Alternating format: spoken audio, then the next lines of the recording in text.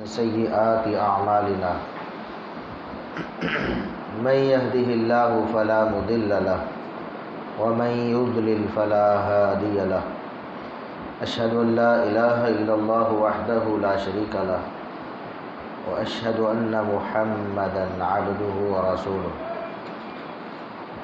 أما بعد فأعوذ بالله السميع العليم من الشيطان الرجيم من همزه ونفخه ونفسه بسم الله الرحمن الرحيم ومن يشاقق الرسول من بعد ما تبين له الهدى ويتبع غير سبيل المؤمنين نوله ما تولى ونصله جهنم وساءت مصيرا۔ انتہائی قابل احترام بزرگوں، عزیز نوجوان ساتھیوں،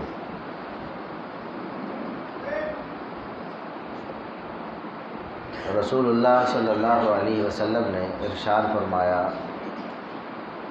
لا تزال طائفۃ من امتی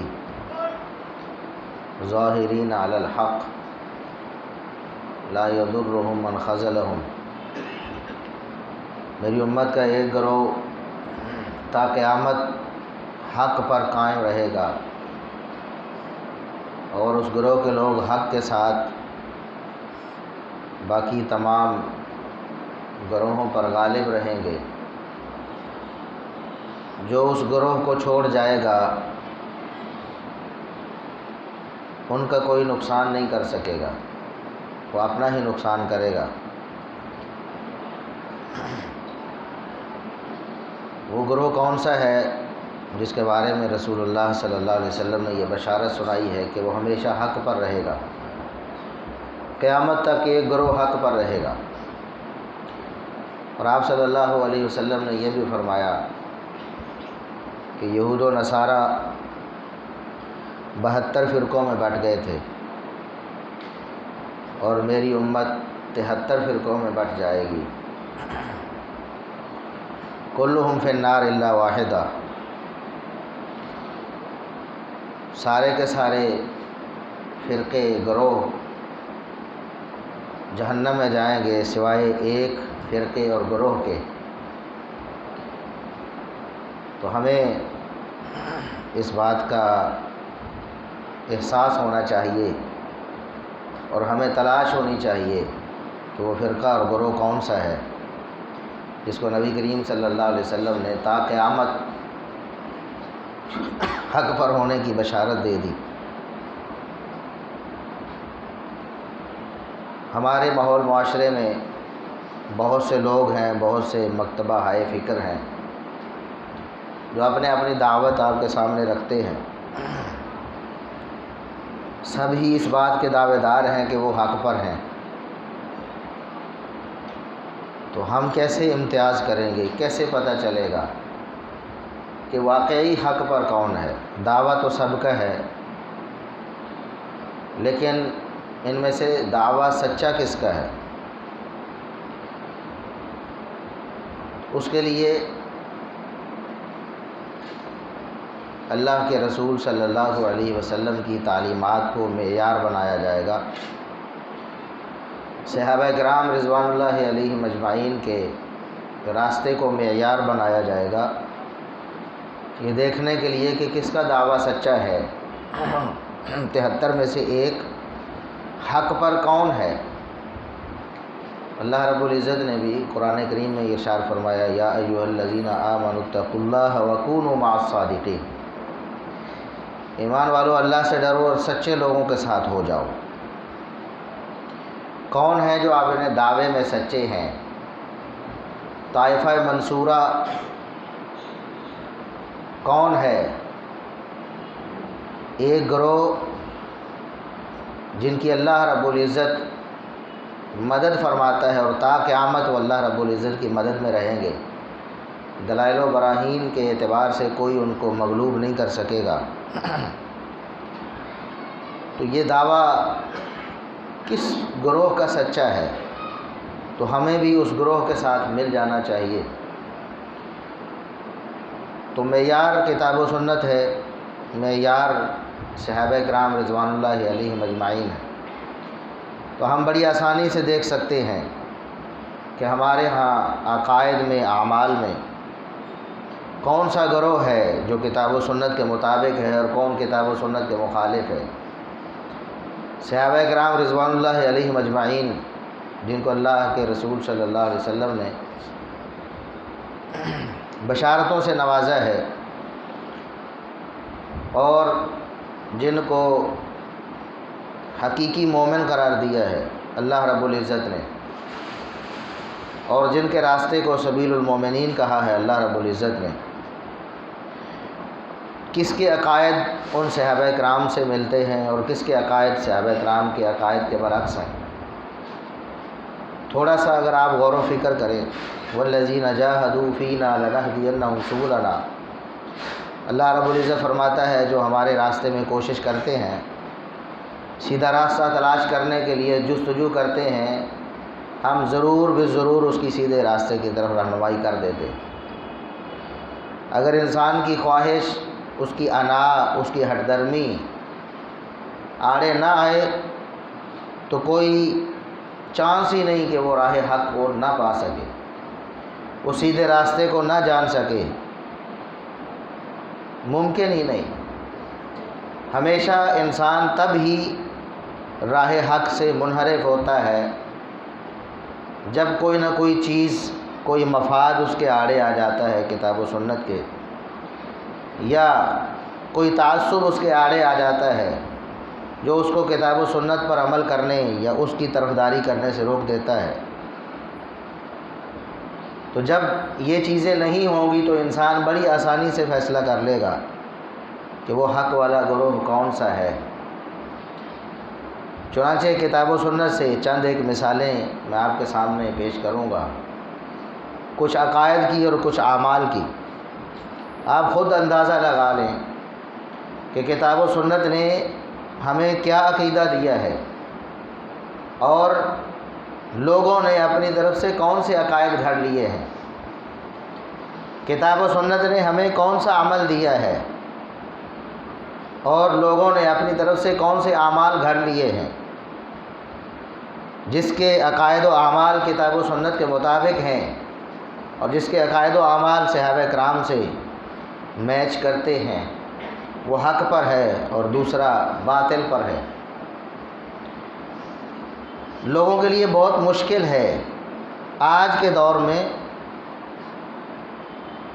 یہ تسلیم کر لینا کہ ایک ہی گروہ حق پر ہے، باقی اہل باطل ہیں۔ اس کو ہضم کرنا مشکل ہو گیا ہے۔ اس طرح کے خوشنما نعرے آپ کو نظر آئیں گے کہ بس جی آپ کو مسلمان ہونا چاہیے، سب کو مسلمان ہی ہونا چاہیے، کوئی گروہ، کوئی جماعت، اس کی کوئی گنجائش نہیں۔ یہ اکثر لوگوں کا ذہن بنایا جا رہا ہے میڈیا کی طرف سے۔ کوئی آڑ نہیں، کوئی رکاوٹ نہیں، کوئی عقیدہ نہیں، کوئی نظریہ نہیں، بس اسلام کا دعویٰ کرو اور سیدھے جنت میں چلے جاؤ، جبکہ کتاب و سنت اس کی ہمیشہ سے نفی کرتے۔ یہ ہو ہی نہیں سکتا کہ کفریہ شرکیہ عقائد جو کتاب و سنت کے متصادم ہیں، ان عقائد کو اپنانے والا بھی اسی جنت میں چلا جائے اور اپنی ساری زندگی کتاب و سنت کے مطابق عقائد میں بھی، اعمال میں بھی پابندی کرنے والا وہ بھی اسی جنت میں چلا جائے۔ اللہ رب العزت نے قرآن کریم میں فرمایا افنجعل المتقین کالفجار، اللہ سے ڈرنے والوں کو، اللہ کی بات ماننے والوں کو اللہ کے نافرمانوں کے برابر کر دیں گے ہم بھلا؟ ایسا کیسے ہو سکتا ہے؟ تو رسول اللہ صلی اللہ علیہ وسلم نے بھی اسی لیے فرمایا میری امت 73 فرقوں میں بٹ جائے۔ یہود و نصارہ کو امت میں نہیں کہا، یہاں امت دعوت نہیں، امت اجابت مراد ہے۔ یہود و نصارہ بھی اس اعتبار سے نبی کریم صلی اللہ علیہ وسلم کی امت ہیں کہ آپ قیامت تک کے سارے انسانوں کے لیے مبعوث فرمائے گئے ہیں۔ ان کو بھی دعوت ہے محمد الرسول اللہ صلی اللہ علیہ وسلم کی طرف سے دین اسلام کی، اس اعتبار سے وہ بھی امت دعوت کہتے ہیں ان کو۔ لیکن اس حدیث میں امت دعوت نہیں بلکہ امت اجابت مراد ہے، کیونکہ یہود و نصارہ کو تو الگ کر دیا گیا اس حدیث میں کہ ان کے اتنے گروہ بن گئے تھے، ان کے اتنے فرقے بن گئے تھے، اور میری امت میں یعنی میری امت اجابت میں کلمہ پڑھنے والے، اسلام کا دعویٰ کرنے والے، محمد الرسول اللہ صلی اللہ علیہ وسلم کو نبی ماننے والے، رسول ماننے والے، ان کے 73 گروہ بن جائیں گے۔ اب ایک طرف یہ خوشنما نعرہ ہے کہ بس کلمہ پڑھو جی، نماز پڑھو، جس طرح پڑھنا چاہتے ہو پڑھو، عقیدہ رکھو، جو رکھنا چاہتے ہو رکھو، بس سب ہی جنت میں جائیں گے جی، بس ہم نبی کی امت ہے لہٰذا سیدھے جنت میں چلے جائیں گے۔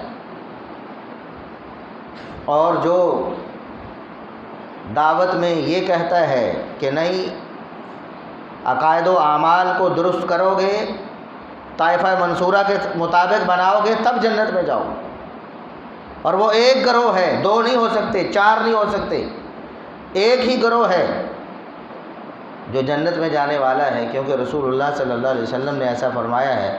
تو لوگوں کو یہ بات کڑوی لگتی ہے، لوگ شدت پسند کہتے ہیں ہمیں، لوگ کہتے ہیں یہ مذہبی انتہا پسندی ہے۔ اللہ کے فضل و کرم سے ہماری دعوت میں کوئی شدت اور کوئی انتہا نہیں ہے، ہم امت وسط ہیں، اعتدال کے ساتھ کتاب و سنت پر عمل کرنے والے۔ ہم لوگوں کو مارنے کی دعوت نہیں دیتے، لوگوں پر ظلم و ستم کرنے کی دعوت نہیں دیتے، کوئی مسلح بغاوت ہماری دعوت میں نہیں ہے، لیکن جو حق ہے وہ حق ہے، اس کو ہم مانتے بھی ہیں اور منواتے بھی ہیں، اور اس کی ہم دعوت بھی دیتے ہیں۔ ہم اس قسم کی اعتدال پسندی کو جائز نہیں سمجھتے کہ جو بھی ہے جہاں بھی لگا ہے بس ٹھیک ہے، اپنے عقائد و اعمال کو کتاب و سنت پر اور صحابہ کرام پر پیش کرنا پڑے گا، وہاں سے فیصلہ کروانا پڑے گا۔ اللہ رب العزت نے قرآن کریم میں یہ بات ارشاد فرمائی، یا ایھا الذین آمنوا اطیعوا اللہ واطیعوا الرسول واولی الامر منکم فإن تنازعتم فی شیء فردوہ الی اللہ والرسول ان کنتم تؤمنون باللہ والیوم الآخر۔ ایمان والو، اللہ رب العزت کی بھی بات مانو، رسول اللہ صلی اللہ علیہ وسلم کی بات بھی مانو، اللہ اور اس کے رسول صلی اللہ علیہ وسلم کی غیر مشروط اطاعت کرو، اور حکمرانوں کی اور علماء کی مشروط اطاعت کرو کتاب و سنت کی روشنی میں۔ اگر تمہارا کسی معاملے میں اختلاف ہو جائے، گروہ بن گئے ہیں، جتھے بن گئے ہیں، ایک کا عقیدہ یہ ہے، ایک کا یہ ہے، ایک کی فکر یہ ہے، ایک کی یہ ہے، کہ منہج یہ ہے، کہ یہ ہے، تو پھر کیا کرنا ہے؟ فردوہ الی اللہ والرسول، پھر لازم ہے، پھر یہ اللہ کا حکم ہے، اور اس حکم کی پامالی کرنے والا، اس حکم پر عمل نہ کرنے والا اللہ کا مجرم ہے۔ اللہ نے فرمایا اگر تم اللہ پر اور یوم آخرت پر ایمان رکھتے ہو تو تم پر لازم ہے کہ جو بھی اختلاف ہو اسے اللہ اور اس کے رسول صلی اللہ علیہ وسلم پر پیش کرو۔ اگر مومن ہو تو تم پابند ہو اس بات کے کہ ہر اختلاف کو کتاب و سنت پر پیش کرو، اور اگر مومن نہیں تو پھر جو مرضی کرتے رہو، پھر یہ کہو کہ جہاں کوئی لگا ہے بالکل ٹھیک ہے، اس کو چھوڑ دو، اپنے ہر شخص کو اس کی مرضی کے مطابق دین اور شریعت اور عقیدہ بنانے کی اجازت دے دو۔ اگر ہم مومن ہیں تو لازم ہے کہ جو بھی اختلاف ہو، جو بھی اختلاف ہو۔ اس آیت سے یہ بھی معلوم ہوا کہ جب اختلاف نہیں ہے، امت میں کوئی اختلاف نہیں ہے، جس مسئلے میں وہ حق ہے، کیوں؟ اللہ نے فرمایا کہ جب اختلاف ہو پھر اللہ اس کے رسول صلی اللہ علیہ وسلم کی طرف لے کے آؤ۔ جب اختلاف نہیں ہے، اتفاق ہے، اجماع ہے، تو وہ ویسے ہی اللہ اور اس کے رسول صلی اللہ علیہ وسلم کی تعلیم ہے، وہ حق ہے۔ کتنے معاملات ہمارے اجماعی ہیں مسلمانوں کے، تمام گروہ جس کو مانتے ہیں، مثال کے طور پر ختم نبوت کا عقیدہ ہے، مسلمانوں کا کوئی بھی گروہ یہ خیال اور نظریہ نہیں رکھتا کہ محمد الرسول اللہ صلی اللہ علیہ وسلم کے بعد کوئی نبی آ سکتا ہے، جنہوں نے ایسا نظریہ رکھا مسلمانوں نے اٹھا کر باہر پھینک دیا اسے۔ اجماعی ہے، اتفاقی ہے، اس میں کوئی دوسری رائے نہیں، لیکن جس مسئلے میں اختلاف ہو جائے اللہ اس کے رسول صلی اللہ علیہ وسلم کی طرف لے کے جائیں۔ ہمارے اختلافات موجود ہیں، ہمارا عقیدے میں بھی اختلاف موجود ہے، ہمارا عمل میں بھی اختلاف موجود ہے، ہمارا نماز میں بھی، روزے میں بھی، حج میں بھی، زکوٰۃ میں بھی، تو ہم پر لازم ہے کہ پھر ہم کتاب و سنت پر پیش کریں، اللہ اس کے رسول صلی اللہ علیہ وسلم کے پاس لے کے جائیں۔ کلام اللہ ہے قرآن کریم، اللہ کا کلام ہے، اس پر پیش کریں۔ کیا ہمارا عقیدہ قرآن کے مطابق، رسول اللہ صلی اللہ علیہ وسلم کی احادیث ہمارے پاس موجود، آپ کی سیرت، آپ کی پوری زندگی کھلی کتاب کی طرح ہمارے پاس موجود ہے، ہم اپنے عقیدے اور عمل کو اس پر پیش کریں۔ اگر اس کے مطابق ہے تو سمجھ لیں کہ ہم برحق ہیں، اور جس گروہ کے عقائد و اعمال کتاب و سنت کے موافق ہیں بس سمجھ لو کہ یہ گروہ حق پر ہے، اور جس کے مخالف ہیں وہ جنت کے راستے پہ نہیں چل رہا، اس کا انجام جہنم بننے والا ہے، اس لیے اپنے آپ کو اس سے بچا لیں۔ آج مسلمانوں کے عقائد میں دیکھیں، یہ نور بشر ہے، اور یہ کتنے ایسے بڑے بڑے عقائد ہیں، علم غیب کا عقیدہ ہے، رسول اللہ صلی اللہ علیہ وسلم کی ذات بابرکات کے بارے میں انتہا پسندانہ نظریات ہیں، غلو پر مبنی نظریات ہیں اپنے آپ کو مسلمان کہنے والوں کے، جبکہ کتاب و سنت ان کی نفی کرتے۔ کیسے ایک مسلمان کتاب و سنت کو پس پش ڈال کے ایسے عقائد کو اپنا سکتا ہے، ایسے عقائد کو اختیار کر کے پھر جنت میں جانے کی تمنا کر سکتا ہے؟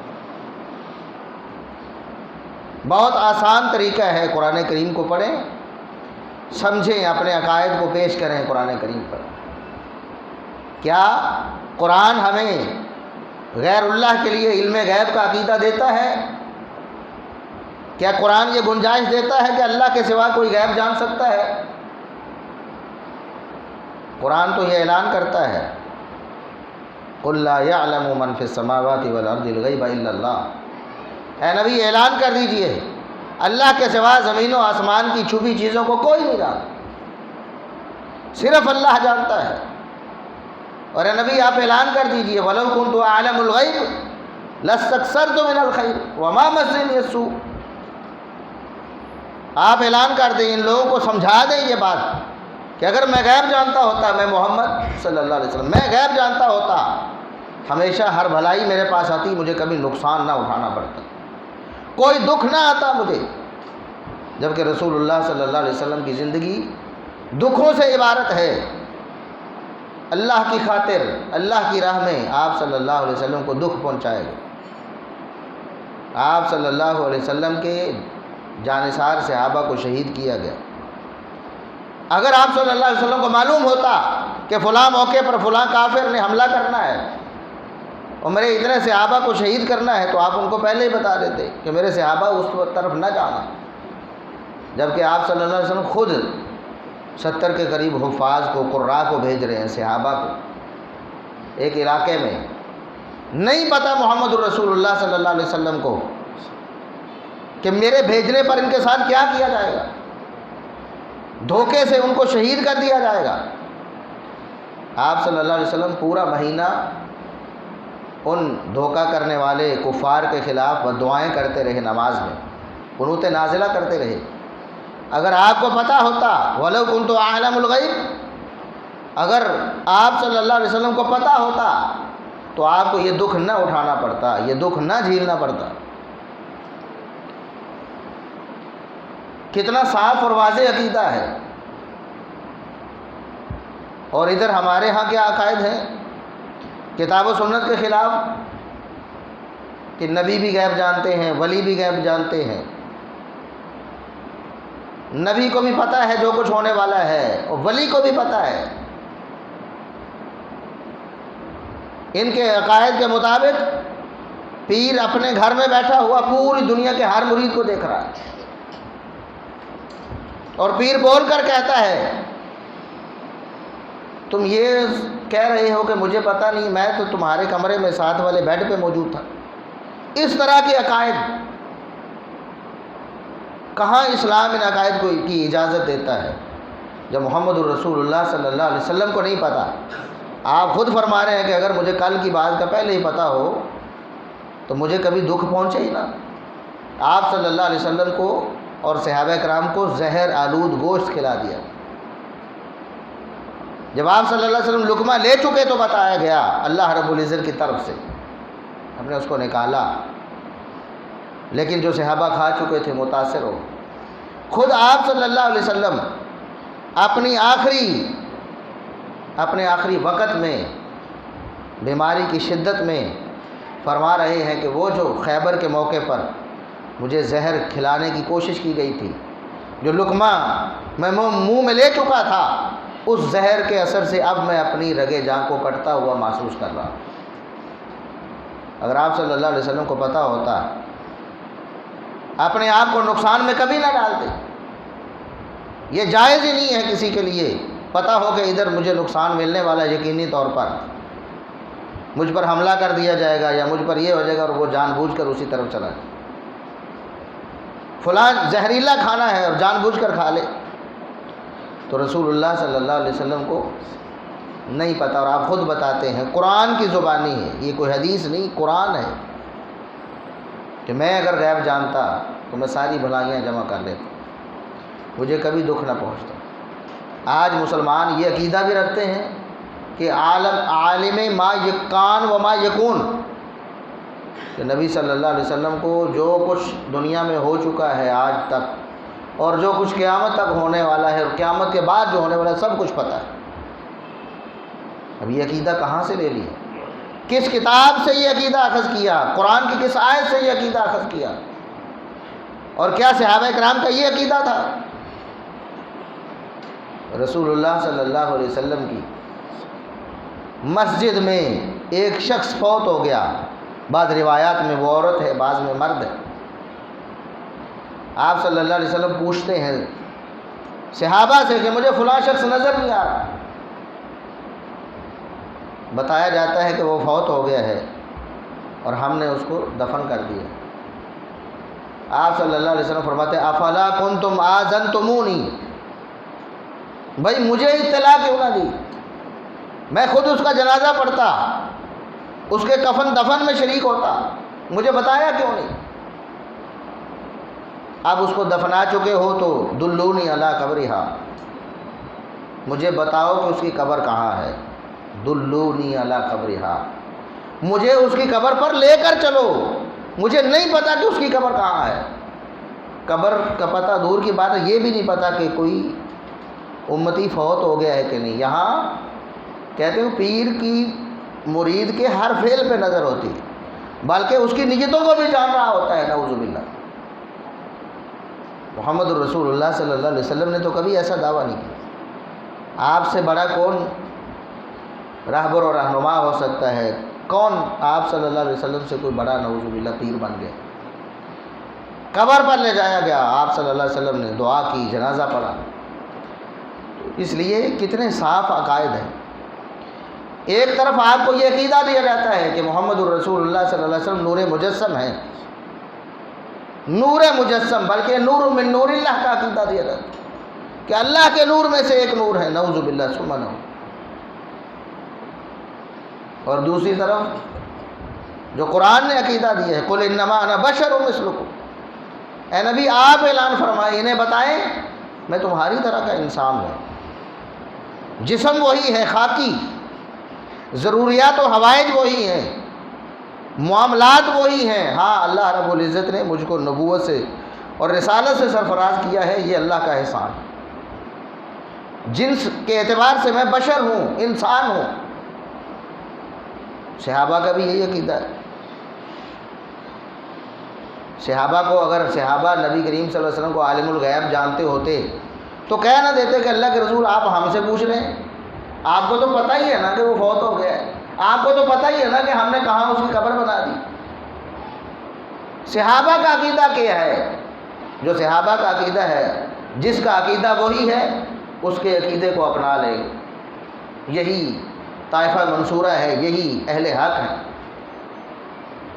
یہاں کوئی فرق نہیں، ہمارے بریلوی بھائی ہوں یا دیوبندی بھائی ہوں، دونوں کا برابر یہ عقیدہ ہے کہ پیروں کی نظر مریدوں کے ہر فعل پہ ہوتی ہے۔ یہاں تک ہے کہ کوئی مرید سمندر میں کسی جگہ اس کی کشتی ڈوب رہی تھی،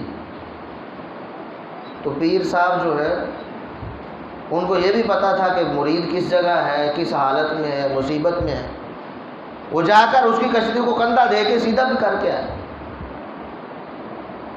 سبحان اللہ، محمد الرسول اللہ صلی اللہ علیہ وسلم تو نہ ایسا کرے۔ آپ کی زندگی میں صحابہ کرام کے ساتھ کتنے ظلم و ستم ہو گئے، کتنی ماریں کھانی پڑ گئی انہیں، آپ کیوں نہ جا کے اس کی مدد کر رہے ہیں ایسے؟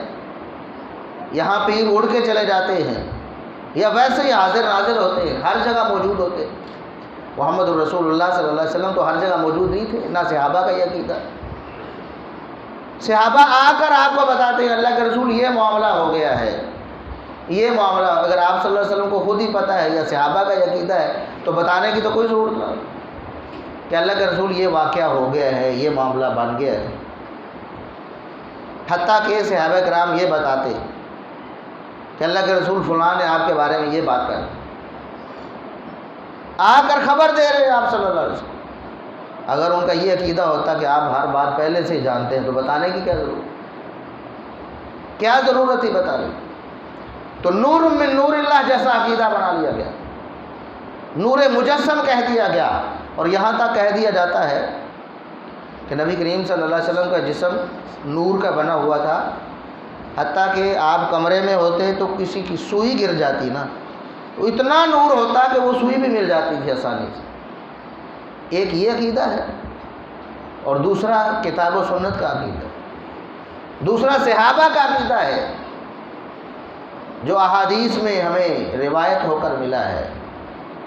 نبی کریم صلی اللہ علیہ وسلم قطع نور مجسم میں، آپ صلی اللہ علیہ وسلم نے فرمایا، بخاری کی حدیث ہے، اثقل الصلاۃ علی المنافقین صلاۃ الفجر و صلاۃ العشاء، منافقوں پر سب سے بھاری نماز فجر اور عشاء کی نماز ہوتی ہے۔ کیوں؟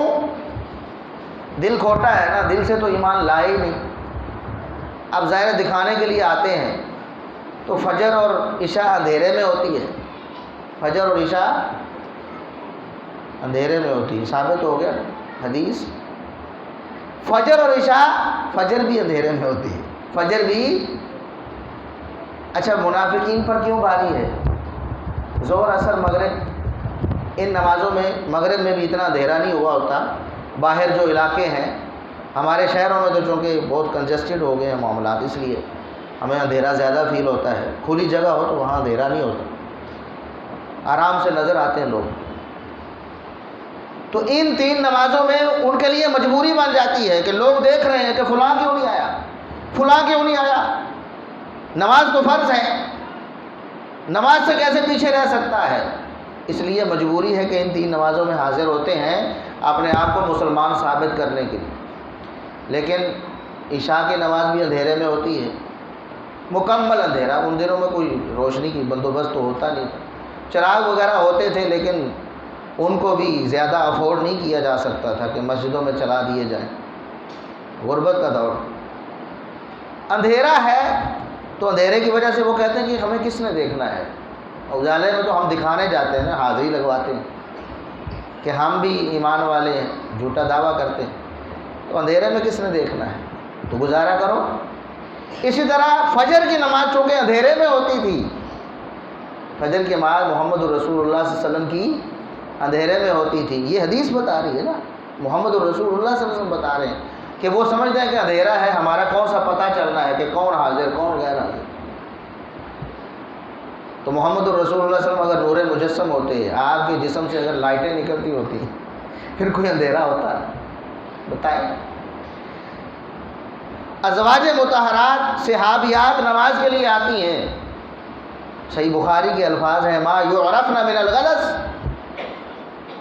صبح فجر اتنے اندھیرے میں پڑی جاتی تھی کہ اندھیرے کی وجہ سے عورتوں کو پہچانا نہیں جا سکتا۔ عورتیں بھی ساتھ کھڑی عورت کو نہیں پہچان سکتی تھیں کہ میرے ساتھ کون کھڑی ہے، کیوں؟ اندھیرا ہوتا تھا۔ تو یہاں کہتے ہیں کہ آپ صلی اللہ علیہ وسلم کا نور اتنا ہوتا تھا کہ کمرے میں سوئی بھی اگر گر جاتی تو آسانی سے مل جائے۔ ایک یہ عقیدہ ہے، دوسرا کتاب و سنت کے عقائد ہیں جو احادیث میں آپ کے سامنے پیش کر رہا ہوں، بالاتفاق صحیح ہیں، کوئی مسلمان انکار نہیں کر سکتا کہ نہیں یہ تو صحیح نہیں ہے، مانتے ہیں ہمارے سب مسلمان بھائی، لیکن جب اس کے مطابق عقیدہ بنانے کی باری آتی ہے نہیں بناتے۔ آپ بات کر کے دیکھ لیں، نہیں مانیں گے، تعصب کی وجہ سے، انا پرستی اور ہٹ دھرمی کی وجہ سے ڈٹ جائیں گے اپنے غلط اور باطل عقیدے پہ، کتاب و سنت کو نہیں مانیں گے، طائفہ منصورہ کے راستے پہ نہیں آئیں گے، جس گروہ کے عقائد کتاب و سنت کے مطابق ہیں اس پر ان کا ساتھ نہیں دیں گے۔ سیدہ عائشہ رضی اللہ عنہا کہتی ہیں کہ ایک دن رسول اللہ صلی اللہ علیہ وسلم میرے کمرے میں، میرے حجرے میں سوئے ہوئے تھے، تو رات اچانک میری آنکھ کھلتی ہے، تو میں یہ دیکھتی ہوں کہ آپ صلی اللہ علیہ وسلم میرے ساتھ نہیں ہیں، میرے ساتھ نہیں۔ تو میں سوچتی ہوں پتہ نہیں آپ صلی اللہ علیہ وسلم کہیں باہر تو نہیں چلے گئے یا کمرے میں کہیں آس پاس ہیں۔ تو میں ایسے ہاتھ مارتی ہوں، خود نبی صلی اللہ علیہ وسلم کی نظر نہیں آ رہی۔ یہ عقیدہ جو صحابہ کا ہے، امہات المومنین میں سے سیدہ عائشہ صدیقہ رضی اللہ عنہا کا اپنا واقعہ ہے کہ میں ہاتھ مار رہی ہوں کہ نبی کریم صلی اللہ علیہ وسلم کمرے میں ہیں کہ نہیں ہیں۔ پھر میرا ہاتھ آپ صلی اللہ علیہ وسلم کے قدموں پر پڑا، مجھے پتہ چلا کہ آپ سجدے میں نماز پڑھ رہے ہیں۔ یہاں کہتے ہیں نا کہ یہ ان وہابیوں کو نظر نہیں آتے نبی صلی اللہ علیہ وسلم، ان کی آنکھیں نہیں دیکھنے والی، تو بتائیں سیدہ عائشہ رضی اللہ عنہا کی بھی آنکھیں دیکھنے والی ہیں۔ اگر نبی کے نور کو سیدہ عائشہ کی آنکھیں نہیں دیکھ سکتی تو اور کس کی آنکھیں دیکھ سکتی؟ اور یہاں عقیدہ کیا ہے کہ سوئی بھی گر جائے گی تو کمرے سے مل جاتی ہے۔ اس جھوٹ اور گپ کو مانیں گے کہ آپ کتاب و سنت کے مطابق اور صحابہ کے عقیدے کے مطابق اس سچے اور کھرے عقیدے کو اپنائیں۔ جھگڑے چل رہے ہیں صدیوں سے نور بشر کے، کو ماننے کے لیے تیار ہے۔ سیدہ عائشہ رضی اللہ عنہا، ایک تو اعلان اللہ نے کروا دیا محمد الرسول اللہ صلی اللہ علیہ وسلم کی زبانی، تو یہاں لوگ کہتے ہیں کہ یہ تو آپ نے عاجزی کی وجہ سے کہا کہ میں تمہاری طرح کا انسان ہوں۔ نعوذ باللہ کہ عاجزی کی وجہ سے آپ صلی اللہ علیہ وسلم غلط بیان نہیں کریں گے امت کے ساتھ۔ کیسا نظریہ آپ کا بن گیا ہے کہ نبی کریم صلی اللہ علیہ وسلم عاجزی کی وجہ سے اپنے مقام و مرتبے کو چھوڑ دیں گے؟ کہ عاجزی کی وجہ سے اپنے نبی اور رسول ہونے کا کبھی انکار کیا آپ نے؟ جو تھے انا سید ولد آدم، میں آدم کی اولاد کا سردار، یہ فرمایا آپ نے۔ میں خاتم النبیین ہوں، یہ فرمایا آپ نے۔ اللہ رب العزت نے مجھ کو یہ مقام دیا ہے، یہ فرمایا آپ نے۔ تو کیا عاجزی کی وجہ سے کوئی غلط بیان نہیں کر جائیں گے آپ صلی اللہ علیہ وسلم؟ اچھا، اگر یہ عاجزی پر مبنی کوئی بیان تھا تو پھر صحابہ کرام کو تو پتہ ہونا چاہیے تھا نا کہ اصل عقیدہ کیا ہے۔ سیدہ عائشہ رضی اللہ عنہا وہ یہ بتاتی ہیں کہ کان رسول اللہ صلی اللہ علیہ وسلم بشر من البشر، کہ رسول اللہ صلی اللہ علیہ وسلم انسانوں میں سے ایک انسان تھے۔ یہ سیدہ عائشہ رضی اللہ عنہا کا عقیدہ، تو صحابہ کا عقیدہ یہ ہے۔ اسی طرح ہمارے ہاں اور کتنے عقائد، برے برے عقائد۔ معراج کے موقع پر لوگ کہتے ہیں، لوگ تو عرش پہ بٹھا دیتے، نعوذ باللہ ثم نعوذ، کہ نبی کریم صلی اللہ علیہ وسلم عرش پہ چلے گئے۔ باطل عقیدہ ہے، اللہ کو دیکھا ہے، کئی تو معانقہ کروا رہے ہوتے، نعوذ باللہ ثم نعوذ باللہ۔ ایسے ایسے خطرناک عقائد مسلمانوں نے کہاں سے بنا لی؟ سیدہ عائشہ صدیقہ رضی اللہ عنہا سے پوچھا گیا، یہ صحیح بخاری میں ہے، مسروق تابعی کہتے ہیں کہ میں نے پوچھا سیدہ عائشہ رضی اللہ عنہا سے کہ حل رعا محمد صلی اللہ علیہ وسلم ربہ، ام المومنین آپ ہی مجھے بتائیں کہ کیا نبی کریم صلی اللہ علیہ وسلم نے اللہ کو دیکھا تھا؟ تو سیدہ عائشہ صدیقہ رضی اللہ عنہا فرماتی ہیں تم نے جو سوال کیا ہے لقد کف شعری مما قلت، تمہارے سوال نے میرے رونگٹے کھڑے کر دیے ہیں۔ کیا قرآن نہیں پڑھا تم نے اللہ کا؟ اتنی واضح بات بھی پوچھ رہے ہو آ کر، قرآن نہیں پڑھا؟ فرماتی ہیں 3 چیزیں ایسی ہیں من حدثکہن فقد کذب، 3 باتیں جو بھی کرے جھوٹا ہے۔ 3 باتیں جو بھی کرے، یہ صحیح بخاری کے الفاظ ہیں، 3 باتیں جو بھی کرے جھوٹا ہے۔ اب ہمارا قصور ہم تو نہیں کہہ رہے، یہ تو سیدہ عائشہ صدیقہ رضی اللہ عنہا فرما رہے کہ 3 باتیں جو کہتا ہے بس جھوٹا ہے، سیدھا سیدھا کہہ دو جھوٹ بول رہے ہو بھائی، نہیں ایسے۔ پہلی بات، جو شخص یہ کہے کہ محمد صلی اللہ علیہ وسلم نے اپنے رب کو دیکھا ہے، جھوٹا ہے۔ جو شخص یہ کہے کہ محمد صلی اللہ علیہ وسلم نے اس دنیا میں اپنے رب کو دیکھا ہے، وہ جھوٹا ہے۔ فرماتی ہیں قرآن کی آیت نہیں پڑھی کہ لا تدرکہ الابصار وہو یدرک الابصار، دنیا کی آنکھیں اللہ کو دیکھ نہیں سکتی۔ ہاں، آخرت میں مومن اللہ کا دیدار کریں گے، وہ آخرت کا معاملہ ہے۔ دنیا میں کوئی اللہ کو نہیں دیکھ سکتا، کوئی نہیں دیکھ سکتا۔ تو فرماتی ہیں جو یہ کہے نا کہ محمد صلی اللہ علیہ وسلم رب کو دیکھا ہے، جھوٹ بولتا ہے۔ دوسری بات، یہ عقیدہ ہے جو کتاب و سنت نے دی ہے اور جو صحابہ نے اپنایا ہے، محمد الرسول اللہ صلی اللہ علیہ وسلم کی تعلیم کی وجہ سے، آپ کی تربیت جو صحابہ کرام کی ہوئی ہے وہ کیا ہے؟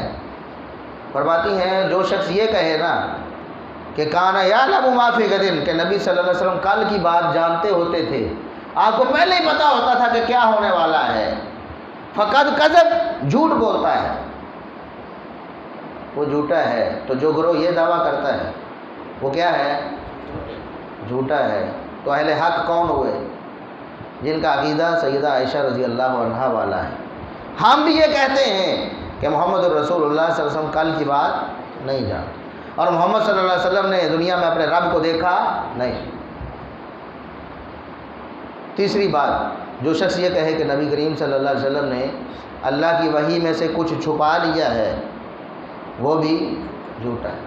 آج لوگ کہتے ہیں جی ہمارے بزرگوں کے پاس علم لدنی ہے، ایسا کوئی خاص علم ہے جو عام مسلمانوں کے پاس نہیں ہے، جو تمہارے علماء کے پاس نہیں ہے، وہ ہمارے پیروں کے پاس ہے، ہمارے ملنگوں کے پاس علم لدنی ہے۔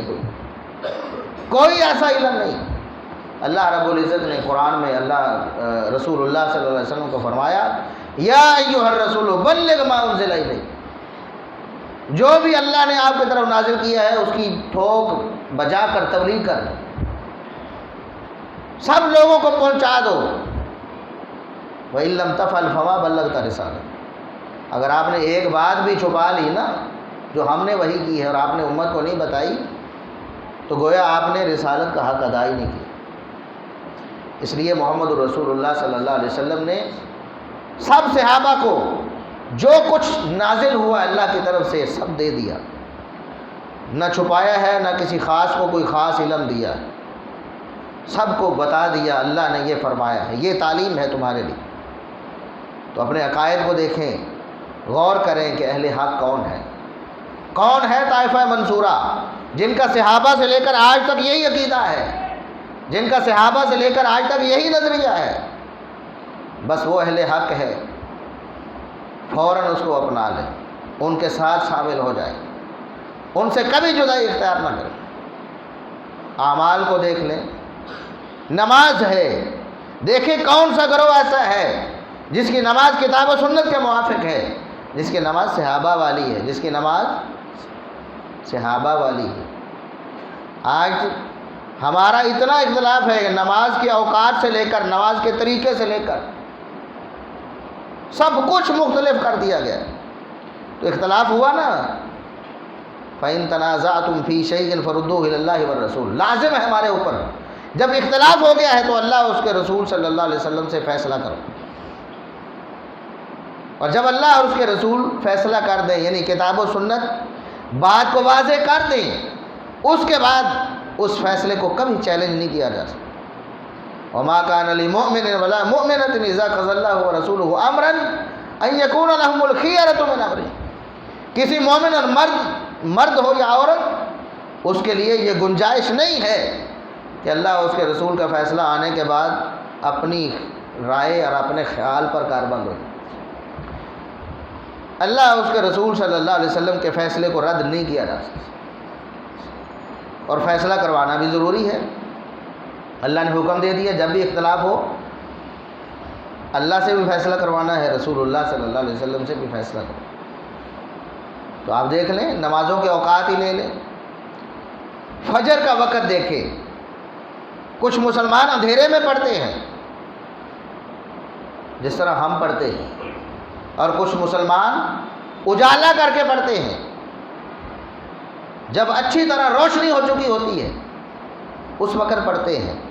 تو رسول اللہ صلی اللہ علیہ وسلم نے کیا فیصلہ کیا؟ آپ کا فیصلہ کیا ہے؟ میں نے بتایا نا کہ آپ صلی اللہ علیہ وسلم نماز اندھیرے میں پڑھتے، فجر کی نماز اندھیرے میں پڑھتے تھے، اس لیے منافقین فجر کی نماز میں نہیں آتے تھے کہ کون سا پتہ چلنا ہے اندھیرے کی وجہ سے۔ تو محمد الرسول اللہ صلی اللہ علیہ وسلم کا طریقہ کیا، صحابہ کا طریقہ کیا ہے؟ سیدنا عمر بن خطاب رضی اللہ عنہ سے صحیح سند سے ثابت، فجر کی نماز اندھیرے میں پڑھاتے ہیں۔ اور واقعہ بھی آپ کو معلوم ہے، شہید جب ہوئے نماز پڑھا رہے تھے نا، تو ایک مجوسی نے جب آ کر حملہ کیا، اندھیرے میں نماز پڑھاتے تھے۔ صحابہ کرام کا بھی عمل یہ ہے۔ آج اس کے باوجود کچھ لوگ ڈٹے ہوئے ہیں کہ نہیں، انہوں نے پورا اجالا کرنے کے بعد نماز پڑھنی ہے، سوائے رمضان مبارک کے۔ جب رمضان آتا ہے ان کی شریعت تبدیل ہو جاتی۔ بھئی اگر اللہ اس کے رسول کا فیصلہ یہ ہے اور صحیح مذہب اور حق یہ ہے کہ اجالا کر کے نماز پڑھنی ہے، تو رمضان المبارک میں کیوں نہیں پڑھتے؟ اس کا مطلب یہ ہے کہ ہم نے دین کو اپنی خواہش کے تابع بنا دیا، ہم اللہ اور اس کے رسول صلی اللہ علیہ وسلم کی بات نہیں مان رہے، ہم اپنی خواہش کی پوجا کر رہے ہیں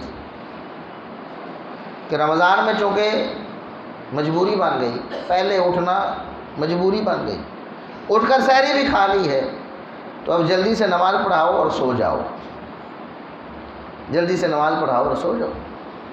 عام دنوں میں جب ہم یہی دعوت دیتے ہیں کہ اندھیرے میں پڑھو، تو کہتے ہیں کہ نہیں ہمارے پاس حدیث ہے، ہمارے پاس، حالانکہ وہ تو ویسے ہی بنا لی نا، وہ حدیث کا مطلب ہی کچھ اور ہے، الفاظ ہی کچھ اور ہے، معنی کچھ اور ہے، اس کو فٹ کرنے کی کوشش کرتے ہیں کہ ہماری فقہ میں یہ لکھا ہے کہ فجر کو اجالے میں پڑھنا ہے، سویرا کر کے پڑھنا ہے، اور دلیل یہ ہے۔ اچھا، وہ دلیل رمضان میں کہاں چلی جاتی؟ کہاں چلی جاتی؟ نماز کے اوقات سے لے کر نماز کے طریقے، نماز کا طریقہ کیا ہے؟ نماز شروع کرنی ہے، ہاتھ اٹھانے ہیں تو رکوع جاتے سر اٹھاتے وقت کرنا ہے کہ نہیں؟ پھر وہی طریقہ، وہی طرز عمل صحیح مسلم سے پیش کریں گے، جی شریر گھوڑوں کی طرح دمیں نہ ہلاؤ، شریر گھوڑوں کی طرح دمیں نہ ہلاؤ، یعنی اس کا مطلب یہ کہتے ہیں کہ پہلی دفعہ کرنا اس کے بعد نہیں کرنا، یہ نماز میں سکون کے منافی ہے، یہ کہتے ہیں نا۔ اچھا، آپ ان سے پوچھیں کہ نماز عید میں کیا ہوتا ہے؟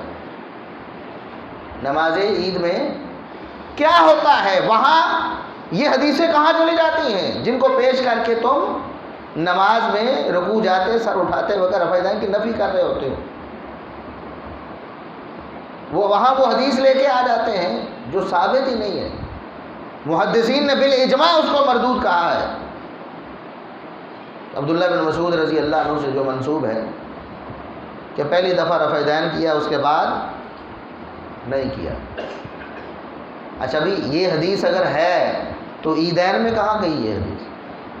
جب عید کی نماز پڑھ رہے ہوتے ہو اس وقت نماز میں سکون کیوں نہیں کرتے؟ پھر شریر گھوڑے کیوں بنتے ہو؟ حالانکہ اگر غور کیا جائے تو یہ رسول اللہ صلی اللہ علیہ وسلم کے خلاف جسارت ہے۔ ہم اس کو گستاخی تو نہیں کہتے نا، تو مسلمان کیسے کر سکتا ہے؟ انجانے میں ایسی باتیں کر جاتے ہیں جو مناسب نہیں ہیں۔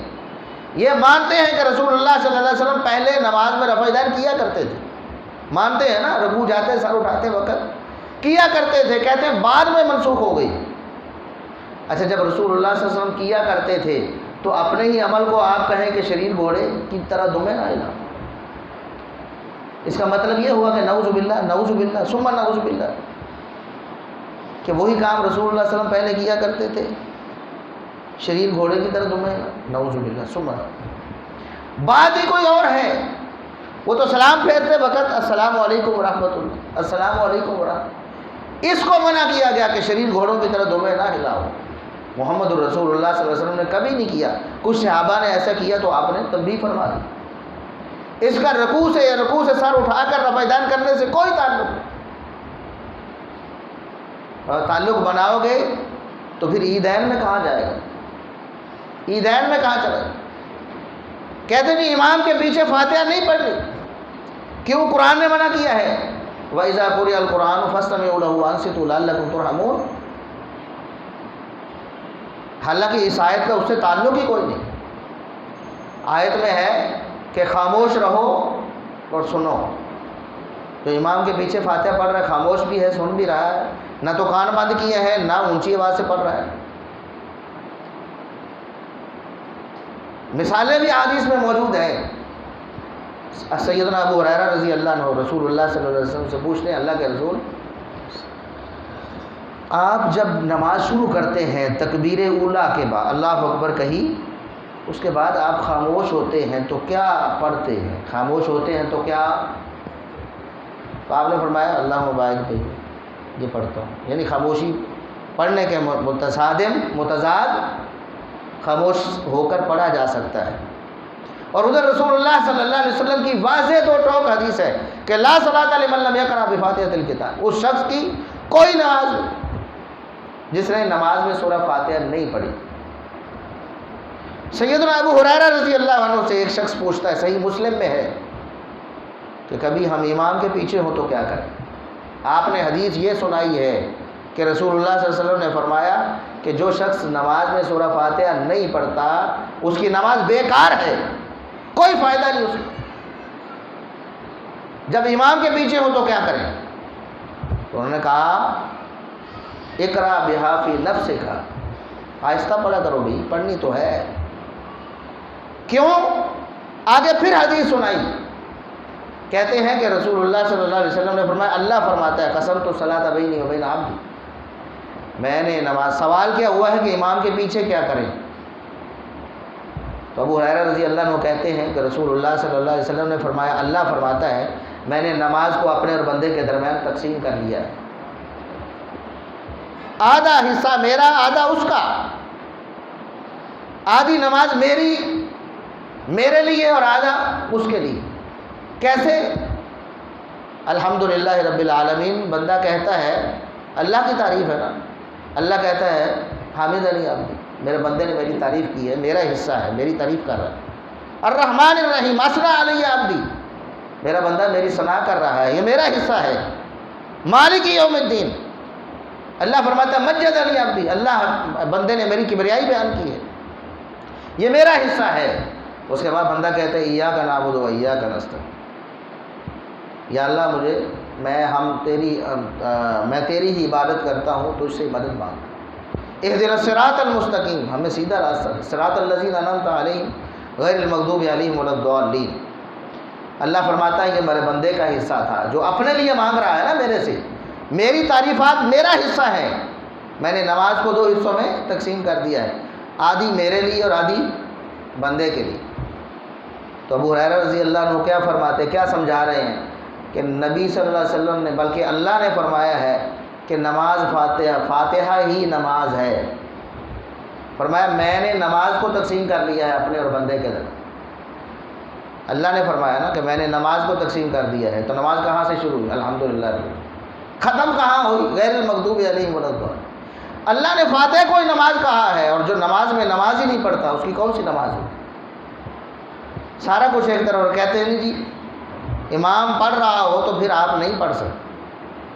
اچھا آپ ان سے یہ پوچھیں کہ چلیں یہ بات تو ہم بعد میں کریں گے کہ امام پڑھ رہا ہے، تو آپ کہہ رہے ہو کہ امام چونکہ پڑھ رہا ہے، آپ سن رہے ہیں تو آپ پڑھ نہیں سکتے، تو ہم نے تو یہ کبھی پابندی لگائی نہیں کہ آپ نے امام کے ساتھ ساتھ ہی پڑھنا ہے، آپ امام سے پہلے پڑھ لو، آپ امام کے بعد پڑھ لو، کوئی پابندی نہیں ایسی،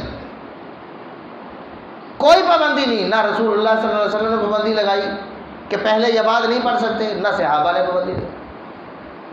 سیدنا ابو ہریرہ رضی اللہ عنہ وہ فرماتے ہیں اقرأ خلف الامام واسبقہ، امام کے پیچھے فاتحہ پڑھو اور پہلے پڑھ کے فارغ ہو جاؤ امام سے، تاکہ جب ولضالین کہے تو ساتھ ہی آمین کہہ سکو۔ کوئی حرج نہیں، پہلے پڑھ لو بعد میں پڑھ لو، لیکن یہ تو مسئلہ ہے ہی الگ نا، جب امام اونچی پڑھ رہا ہے یہ مسئلہ تو تب پیش آنا ہے نا کہ امام پڑھ رہا ہے تو ہم کیا کریں۔ اچھا یہ بتاؤ، آپ کے مذہب میں، آپ کی فقہ میں جب امام خاموش ہو ظہر میں عصر میں تو کیا اس وقت پڑھ سکتے ہیں؟ اگر تو بہانہ یہی ہے کہ جب قرآن آپ کے کان میں پڑھ رہا ہے تو آپ نے خاموش رہنا ہے، فاتحہ نہیں پڑھنی، تو پھر سری نمازوں میں تو پڑھنی چاہیے نا آپ کے بقول میں، لیکن آپ کی فقہ یہ کہتی ہے کہ امام کے پیچھے پڑھنی نہیں ہے، جہری نماز ہو یا سری نماز ہو، تو یہ تو بہانہ ہوا نا اذا قرئ القرآن فاستمعوا له وانصتوا۔ اچھا پھر اس سے بڑی بات، امام صاحب فجر کی نماز پڑھا رہے ہیں، قرات چل رہی ہے، قرات ادھر کیا ہے کہ فاتحہ پڑھنا منع ہے، قرآن جو پڑھا جا رہا ہے، اور ادھر کہتے ہیں کہ پیچھے ستون کے پیچھے کھڑے ہو کر 2 سنتیں پڑھو، اور امام کی قرات سن رہے ہو، فاتحہ منع کرنے کے لیے جس کو رسول اللہ صلی اللہ علیہ وسلم نے فرض کر دیا، اس کو منع کرنے کے لیے بہانہ یہ ہے کہ قرآن پڑھ رہا ہے امام، تم کچھ نہیں پڑھ سکتے، اور ادھر رسول اللہ صلی اللہ علیہ وسلم کی مخالفت میں کہ آپ نے فرمایا کہ جب اقامت ہو جائے، نماز کھڑی ہو جائے تو فلا صلاۃ الا المکتوبہ، یہی نماز جو فرض ہے اس کے علاوہ کوئی نماز، تو ادھر کہہ رہے ہیں دوہری مخالفتیں، کہتے ہیں کہ ادھر کھڑے ہو کے پڑھ لو، تو کیا اس وقت قرآن نہیں پڑھا جا رہا؟ فاتحہ اگر منع ہے امام کے قرآن پڑھتے ہوئے تو نماز میں شامل کیسے ہو جاؤ گے؟ آپ آتے ہو نا نماز کے لیے، امام قرات کر رہا ہے تو کیا کرو گے؟ آپ امام کے ساتھ ملو گے نا، اللہ اکبر کہو گے کہ نہیں کہو گے؟ تو پھر کہاں چلا گیا آپ کا وہ بہانہ کہ امام جب پڑھ رہا ہو تو تم نے خاموش رہنا اس لیے ہم فاتحہ نہیں پڑھتے؟ تو صراط مستقیم کیا ہے، اللہ اس کے رسول صلی اللہ علیہ وسلم کا فیصلہ کیا ہے، اس کو اپنا لو۔ آپ کے پاس رسول اللہ صلی اللہ علیہ وسلم کا فرمان پہنچ گیا ہے، اور اس سے بڑھ کر ابو داؤد وغیرہ میں حدیث موجود ہے کہ آپ صلی اللہ علیہ وسلم نے فجر کی نماز پڑھائی۔ کون سی؟ فجر جہری ہوتی ہے نا، امام اونچی آواز سے پڑھتا ہے، تو آپ صلی اللہ علیہ وسلم نے فرمایا کہ مجھے لگتا ہے کہ تم میرے پیچھے قرات کرتے ہو، جب میں پڑھ رہا ہوتا ہوں تم میں سے کئی لوگ میرے ساتھ ساتھ پڑھ رہے ہوتے ہیں۔ صحابہ نے کہا کہ اللہ کے رسول ایسا ہی ہوتا ہے، انہوں نے فلا تفعلوا الا بفاتحۃ الکتاب، آئندہ میرے پیچھے سوائے فاتحہ کے کچھ نہیں پڑھ۔ کیا فرمایا؟ فاتحہ پڑھنی ہے، فاتحہ کے علاوہ کچھ نہیں پڑھنا۔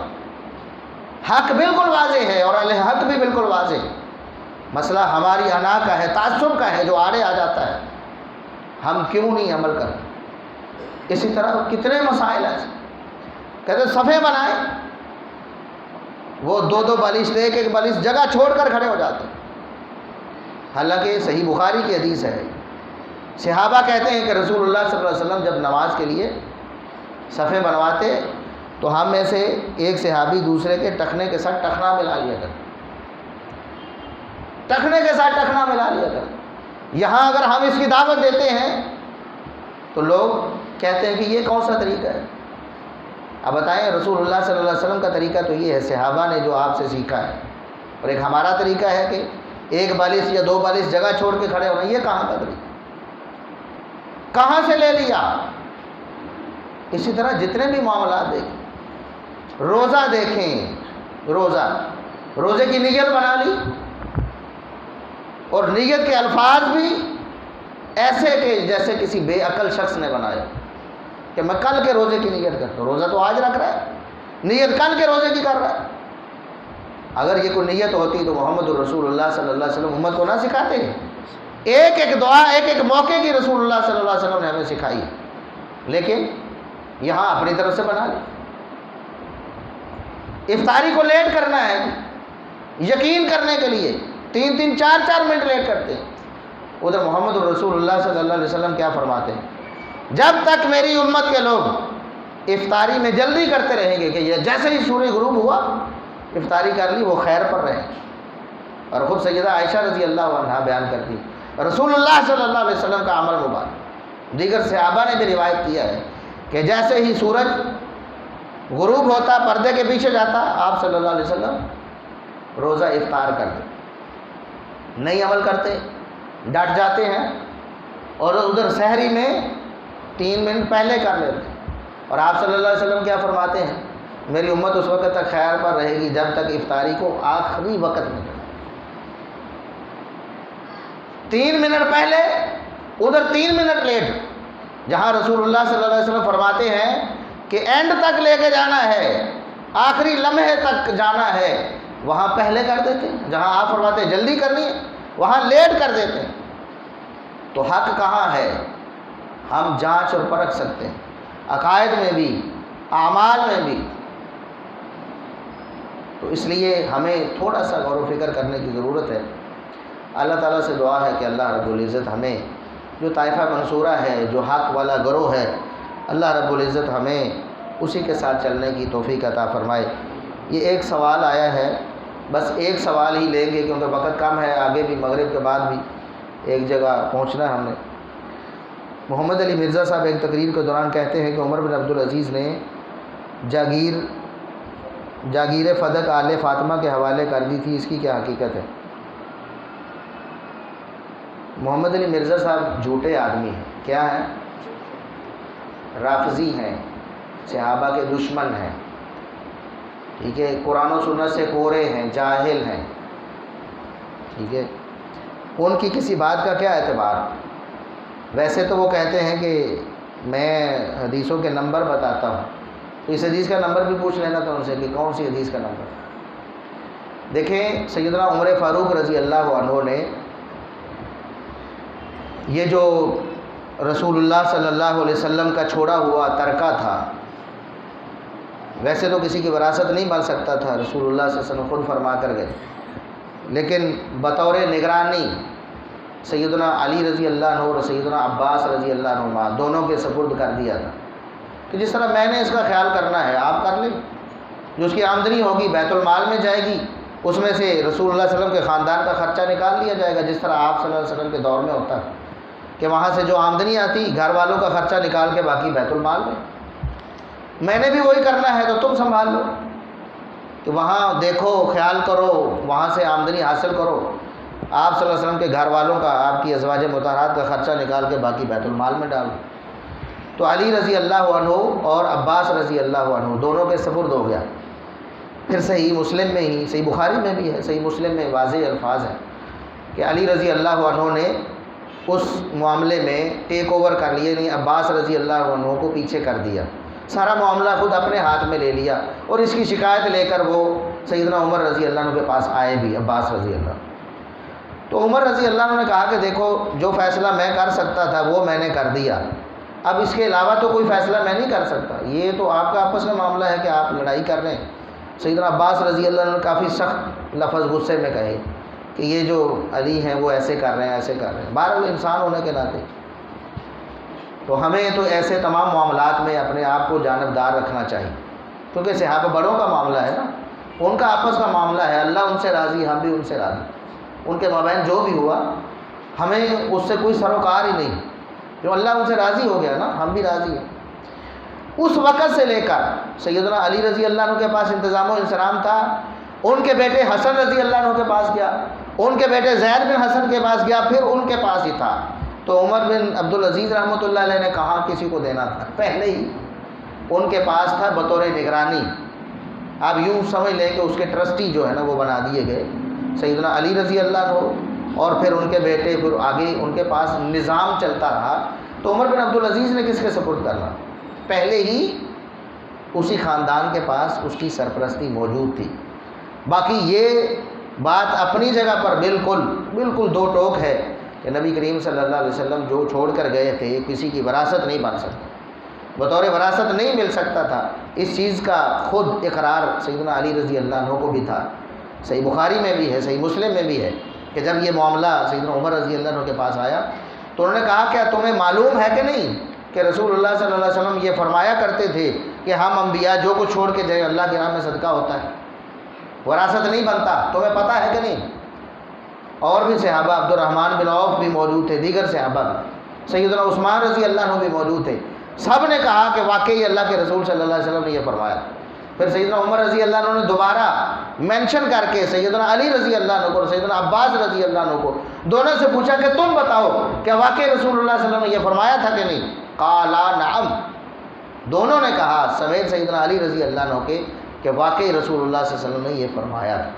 یہ بات بالکل واضح ہے، اس کی بنا پر جو صحابہ کرام پر طعن و تشنیع کی جاتی ہے یہ اللہ اور اس کے رسول صلی اللہ علیہ وسلم سے دشمنی ہے۔ یہ اللہ اور اس کے رسول صلی اللہ علیہ وسلم کا فیصلہ ہے نا کہ وراثت نہیں بنی، تو جس نے بھی کہا کہ وراثت نہیں بننی اس نے بالکل برحق کہا۔ سیدنا ابو بکر رضی اللہ عنہ نے بھی یہی کہا، سیدنا عمر رضی اللہ عنہ نے یہی کہا، سیدنا عثمان رضی اللہ عنہ، خود سیدنا علی رضی اللہ عنہ، ان کا بھی اپنے دور میں یہی طرز عمل تھا کہ انہوں نے اس کو وراثت نہیں بنایا۔ اگر وہ سمجھتے کہ پہلوں نے زیادتی کی ہے تو اس زیادتی کو ختم کرنا چاہیے تھا نا اپنے دور میں، فوراً اللہ رب العزت کے جو یعنی حدود ہیں یا تعلیمات ہیں اس کے مطابق پھر وراثت بنتی تھی تو حسن و حسین رضی اللہ عنہما میں تقسیم کرتے، نہیں کیا۔ اسی طرح بطور بیت المال ہی ان کی نگرانی میں رہا۔ سبحان ربک